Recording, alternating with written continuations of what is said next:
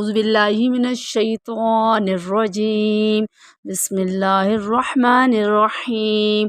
آج کا سبق کھڑی حرکات، کھڑا زبر، کھڑا زیر، الٹا پیش کو کھڑی حرکات کہتے ہیں۔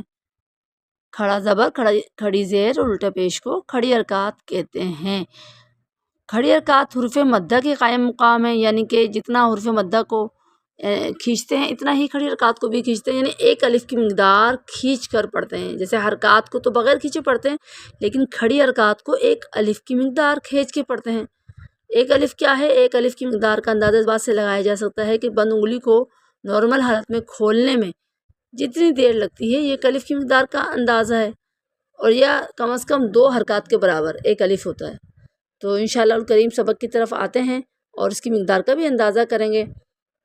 تا کھڑا زبر تا، تا کھڑا زیر تی، تا الٹا پیش تو، تا تی تو۔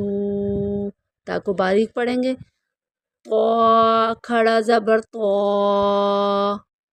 تو کھڑا زیر توی، تو الٹا پیش تو، تو توی تو۔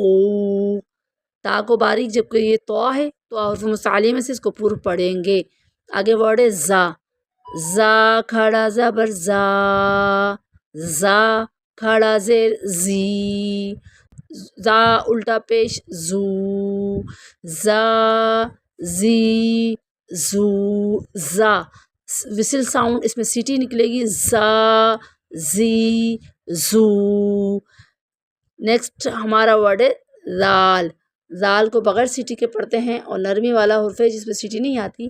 زال کھڑا زبر زا، زال کھڑا زیر زی، زال الٹا پیش زو، زا زی زو۔ آواز پہ غور کریے گا، زا زی زو۔ اس کی پریکٹس کریے گا کہ زا جو پڑھا ہے زال، زال میں سیٹی نہیں آئے گی، جبکہ زا، زا میں سیٹی آئے گی۔ جی آج یہ سبق کمپلیٹ ہو گیا۔ کھڑی حرکات کا جو ہے اس کو کوشش کر کے اسی طریقے سے ادائیگی کرنے کی کوشش کریں گے انشاءاللہ الکریم۔